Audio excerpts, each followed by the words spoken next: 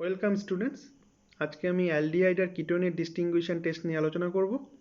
আমার প্রথম তিনটে ভিডিওতে আমি হাইড্রোকার্বন, অ্যালকোহল আর অ্যামিনের ডিস্টিংগুইশন টেস্ট নিয়ে আলোচনা করেছিলাম, যার করসপন্ডিং ভিডিও লিঙ্ক আমি ডেসক্রিপশানে দিয়ে দিলাম।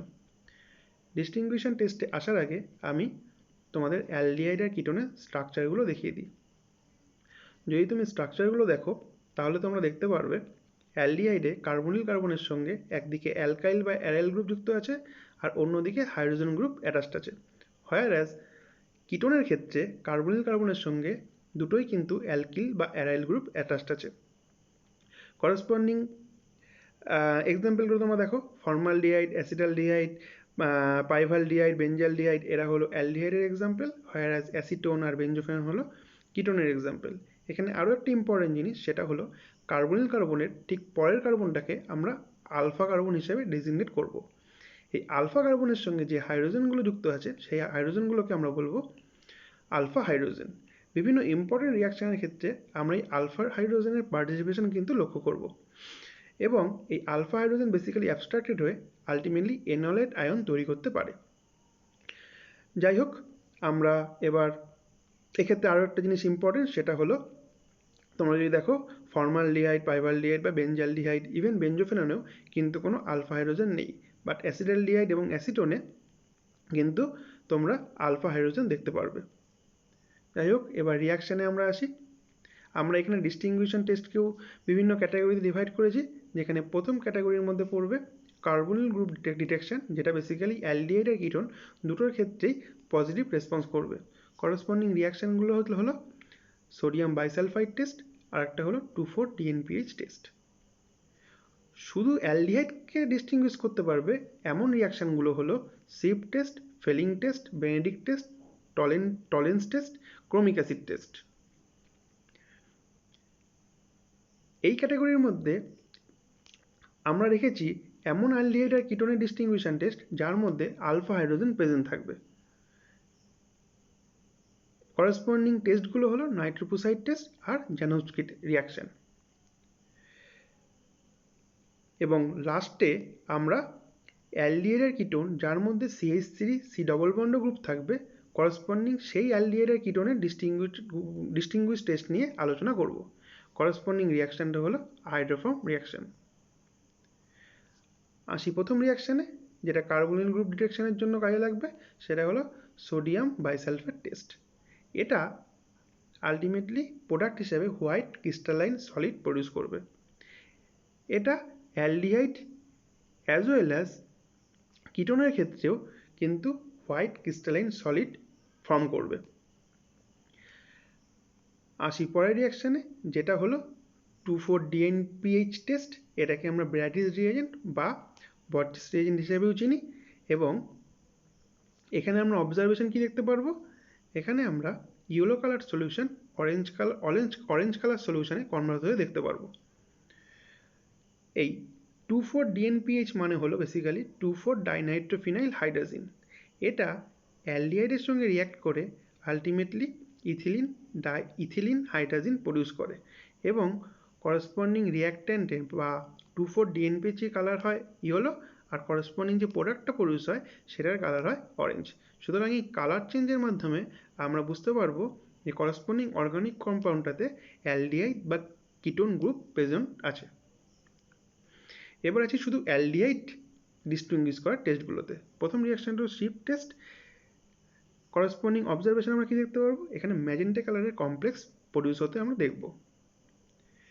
এই সিপ রিয়েজেন্ট তৈরি করা হয় ফুকসিন বা প্যারারোজালিনের মধ্যে সোডিয়াম বাইসালফাইড মিশিয়ে। এটা আলটিমেটলি যে রিয়েজেন্টটা তৈরি করে তার মধ্যে যদি আমরা অ্যালডিহাইড দিই তাহলে সেটা যে কমপ্লেক্স তৈরি করবে সেটাই আলটিমেটলি ম্যাজেন্টা কালার প্রডিউস করবে। বাট এটা দেখো খুব একটা বড় কমপ্লেক্স, সেই জন্য কিটোন এই কম্পাউন্ডটার কাছে অ্যাপ্রোচ করতে পারে না, কারণ এটা খুব বড় গ্রুপ থাকার জন্য এটা হিন্ডার্ড হয়। সেই জন্য কিটোনে কিন্তু এটা পজিটিভ রেসপন্স করবে না। প্রসঙ্গত বলে রাখা ভালো, এই সিপ বেস কিন্তু এই সিপ রিয়েজেন্ট থেকে একটু আলাদা। আমরা অ্যালডিহাইড বা কিটোনের সঙ্গে প্রাইমারি এমিনে রিয়াকশান করিয়ে যে ইমিনটা পাই সেটাকে কিন্তু আমরা সিপ বেস বলবো। সুতরাং এই সিপ টেস্টের সঙ্গে সিপ বেস কিন্তু স্টুডেন্টরা গুলিয়ে ফেলো না। আসি পরের রিয়াকশানে, যেটা হলো ফেলিং টেস্ট। এখানে অবজারভেশন কি, আমরা এখানে ব্লু কালারটা রেডিশ ব্রাউন কালারে কনভার্ট হতে দেখব। এখানে করসপন্ডিং রিয়েজেন্ট হিসেবে আমরা কি ইউজ করব, ফেলিং এ আর ফেলিং বি। ফেলিং এর মধ্যে পড়বে কপার সালফেটের অ্যাকোয়া কমপ্লেক্স, আর ফেলিং বির মধ্যে পড়বে পটাশিয়াম টার্টারেট অ্যালকালাইন সলিউশন। এখানে সোডিয়াম পটাশিয়াম টার্টারেট যেটা আমরা নিয়েছি সেটা কপার সালফেটের সঙ্গে আলটিমেটলি রিয়াক্ট করে কপার টার্টারেট প্রডিউস করবে, যেখানে কপার 2+ থাকবে এবং এটার কালার হবে ডিপ ব্লু কমপ্লেক্স। এবং এটা অ্যাসিডালডিহাইডের সঙ্গে রিয়াক্ট করে কপার 2+ কপার 1 রিডিউস হবে, আর অ্যালডিহাইডটা অ্যাসিডে কনভার্ট হয়ে যাবে। এই কিউপ্রাস অক্সাইড যেটা তৈরি হবে সেটারই কালার হবে রেডিশ ব্রাউন। সুতরাং এই ডিপ ব্লু কমপ্লেক্স থেকে যে রেডিশ ব্রাউন কমপ্লেক্সে কনভার্সানটা, এটার মাধ্যমে আমরা বুঝতে পারবো যে এইখানে অ্যালডিহাইড প্রেজেন্ট আছে। প্রসঙ্গত বলে রাখা ভালো, এই রিয়াকশানে কিন্তু বেঞ্জালডিহাইড কোনো রেসপন্স করবে না। এখানে দুটো কারণ বলা হয়ে থাকে। প্রথম কারণটা হলো বেঞ্জালডিহাইডে কোনো আলফা হাইড্রোজেন না থাকার জন্য এরা এনোলেট প্রডিউস করবে না। যদি এই যুক্তিতেই থাকতে হয় তাহলে কিন্তু ফর্মালডিহাইডও কিন্তু এখানে রিয়াকশন করতো না, বাট ফেলিং টেস্টে কিন্তু ফর্মালডিহাইড পজিটিভ রেসপন্স করে। সুতরাং প্রথম পয়েন্টটা কিন্তু আমরা এখানে অ্যাভয়েড করতে পারি।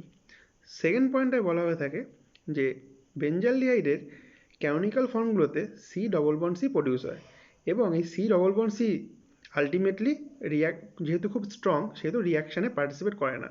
সুতরাং আমার মতে এই সেকেন্ড পয়েন্টটাই কিন্তু মোর রিজনেবল, যেটা আলটিমেটলি বেঞ্জালডিহাইড কেন ফেলিং টেস্টের সঙ্গে রিয়াক্ট করে না তার কারণ হিসাবে ডেজিগনেট করা যেতে পারে। সেকেন্ড পয়েন্ট হলো কিটোনের মধ্যে আলফা হাইড্রক্সি কিটোন কিন্তু ফেলিং টেস্টে পজিটিভ রেসপন্স দেয়। করসপন্ডিং তোমরা যদি কম্পাউন্ডটা দেখো তাহলে দেখবে কার্বনিল কার্বনের ঠিক পরের কার্বনেই যে OH গ্রুপটা যুক্ত আছে সেটা কিন্তু টটোমারাইজ করে আলটিমেটলি অ্যালডিহাইডে পরিণত হতে পারে, এবং এই অ্যালডিহাইডে যখনই সেটা কনভার্ট হবে তখন কিন্তু এরা ইজিলি ফেলিং টেস্টে পজিটিভ রেসপন্স করতে পারবে। আসি পরের রিয়াকশানে। পরের রিয়াকশানটা হলো বেনেডিক্ট টেস্ট। এটা almost similar to Fehling test. এক্ষেত্রেও আমরা ব্লু কালার কমপ্লেক্সটাকে রেডিশ ব্রাউন পিপিটিতে কনভার্ট হয়ে দেখব, এবং করসপন্ডিং এখানে আমরা রিয়েজেন্ট হিসাবে কপার সালফেট, সোডিয়াম সাইট্রেট আর সোডিয়াম কার্বোনেট নেব। সেটা আলটিমেটলি কপার সাইট্রেট কমপ্লেক্স তৈরি করবে, যেখানে Cu2+ থাকবে, এবং এটারও কালার হবে ব্লু কমপ্লেক্স, ব্লু কালার্ড। এবং এইটা অ্যালডিহাইডের সঙ্গে রিয়াক্ট করে আলটিমেটলি Cu2+টা Cu+ রিডিউস হবে এবং অ্যালডিহাইডটা অ্যাসিডে কনভার্ট হয়ে যাবে। এই কিউপ্রাস অক্সাইড যেটা তৈরি হবে সেটার কালার হবে রেডিশ ব্রাউন। এই Benedict test basically reducing sugar detect করতে কাজে লাগে। এটা রিডিউসিং সুগারে অ্যালডোজ, ইভেন কিটোজেও কিন্তু পজিটিভ রেসপন্স করবে। কিটোজে যেমন ধরো তোমার ফ্রুক্টোজের মধ্যে কিন্তু আলফা হাইড্রক্সি কিটোন গ্রুপটা থাকে। সুতরাং এই আলফা হাইড্রক্সি কিটোনে কিন্তু বেনেডিক্ট টেস্ট পজিটিভ রেসপন্স করবে। ইভেন আরও একটা প্রসঙ্গত বলে রাখা ভালো, সেটা হলো অ্যাসিটাল যদি থাকে সেক্ষেত্রেও কিন্তু বেনেডিক্ট টেস্ট পজিটিভ রেসপন্স করবে। আসি পরের রিয়াকশানে, সেটা হলো টলেন্স টেস্ট। করসপন্ডিং রিয়েজেন্ট কি, এখানে প্রথমে করসপন্ডিং অবজারভেশনটাকে বলি। অবজারভেশন হলো এখানে সিলভার মিরর প্রডিউস হতে আমরা দেখব। করসপন্ডিং রিয়েজেন্টটা কি, এখানে আমরা সিলভার নাইট্রেট নিই, যেটা সোডিয়াম হাইড্রোক্সাইডের প্রেজেন্সে Ag2O প্রডিউস করে, এবং Ag2O অ্যামোনিয়া আর সোডিয়াম নাইট্রাইটের প্রেজেন্সে আলটিমেটলি সিলভার অ্যামোনিয়া কমপ্লেক্স তৈরি করে, যেটা বেসিক্যালি টলেন্স রিয়েজেন্ট হিসাবে পরিচিত। এই টলেন্স রিয়েজেন্ট অ্যালডিহাইডের সঙ্গে রিয়াক্ট করে Ag+ Agতে কনভার্ট হয়, এবং অ্যালডিহাইডটা অ্যাসিডে কনভার্ট হয়, এবং এই Ag বেসিক্যালি আমরা যদি এটা টেস্ট টিউবে রিয়াকশান করি তাহলে টেস্ট টিউবের গায়ে একটা মিরর টাইপের প্রেসিপিটেশন ফেলবে, এবং এর মাধ্যমে বুঝতে পারবো করসপন্ডিং যে সলিউশনটা ছিল সেটা বেসিক্যালি অ্যালডিহাইডের সলিউশন। পরের রিয়াকশানটা হলো ক্রোমিক অ্যাসিড টেস্ট। এটাও অ্যালডিহাইড ডিটেকশনের জন্য করা হয়। এখানে অবজারভেশন কি, এখানে আমরা অরেঞ্জ থেকে আলটিমেটলি গ্রিন বা ব্লু কালারের সলিউশন প্রডিউস হয়ে দেখব। করসপন্ডিং এখানে আমরা জোনস রিয়েজেন্ট নিই, যেটা বেসিক্যালি ক্রোমিক অক্সাইড আর H2SO4 এর মিক্সচার। এটা ultimately in situ chromic acid তৈরি করবে, যেটা হলো H2Cr2O7, এবং এটা আলটিমেটলি রিয়াকশান করে অ্যাসিড আর এখানে সিআর ক্রোমিক অ্যাসিডে যেটা +6 ছিল সেটা আলটিমেটলি +3 কনভার্ট হয়ে যাবে এবং ক্রোমিয়াম সালফেট তৈরি করবে, ফলে করসপন্ডিং কালার অরেঞ্জ থেকে গ্রিন বা ব্লুতে কনভার্ট হবে। এবং এই কালার চেঞ্জের মাধ্যমেই আমরা বুঝতে পারবো করসপন্ডিং সলিউশনে অ্যালডিহাইড প্রেজেন্ট আছে।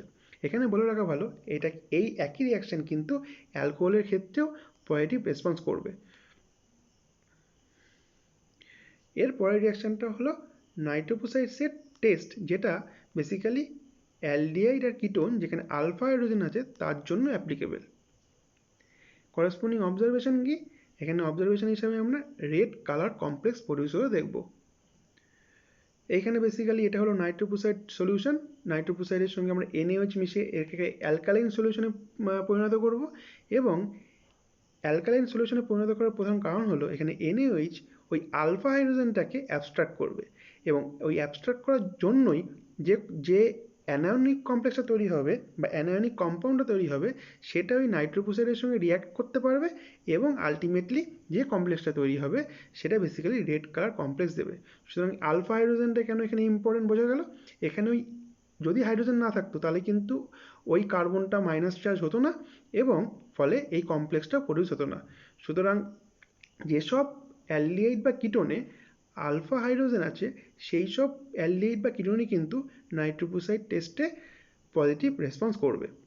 আসি পরের রিয়াকশান, জানোভস্কি রিয়াকশান। এটাও কিন্তু যেসব অ্যালডিহাইড বা কিটোনে আলফা হাইড্রোজেন আছে সেই সব অ্যালডিহাইড বা কিটোনের জন্যই অ্যাপ্লিকেবল। করসপন্ডিং অবজারভেশনটা কি? এখানে আমরা পার্পল কালার কমপ্লেক্স প্রডিউস হতে দেখব। করসপন্ডিং রিয়েজেন্ট হলো অ্যালকালাইন মেটা ডাইনাইট্রোবেনজিন। এক্ষেত্রেও এই অ্যালকালাইন যে সলিউশনটা আমরা ইউজ করছি সেটা বেসিক্যালি আলফা হাইড্রোজেনকে অ্যাবস্ট্রাক্ট করার জন্য, এবং ওই আলফা হাইড্রোজেনটা অ্যাবস্ট্রাক্ট হয়ে গেলে কার্বনটা অ্যানায়নিক ফর্মে থাকবে, এবং সেটা আলটিমেটলি এই মেটা ডাইনাইট্রোবেনজিনের সঙ্গে রিয়াকশান করে এরকম একটা কমপ্লেক্স তৈরি করবে, যেই কমপ্লেক্সটা বেসিক্যালি পার্পল কালার্ড হবে। এবং এই পার্পল কালারের মাধ্যমে আমি বুঝতে পারবো করসপন্ডিং যে অ্যালডিহাইড বা কিটোন যেটা আছে তার মধ্যে আলফা হাইড্রোজেন প্রেজেন্ট আছে। এর পরের রিয়াকশানটা হলো আয়োডোফর্ম টেস্ট। এই আয়োডোফর্ম টেস্ট কেন করা হয়? যেটা আমরা বেসিক্যালি এই রিয়াকশানটা অ্যালকোহলের ক্ষেত্রে করেছিলাম, সেখানে দেখেছিলাম CH3CHOH এই গ্রুপটা থাকলে বেসিক্যালি অ্যালকোহল পজিটিভ রেসপন্স করছে। সেরকমই অ্যালডিহাইডের ক্ষেত্রে যদি CH3C ডবল বন্ড এই গ্রুপটা থাকে তাহলে কিন্তু তারা পজিটিভ রেসপন্স করবে।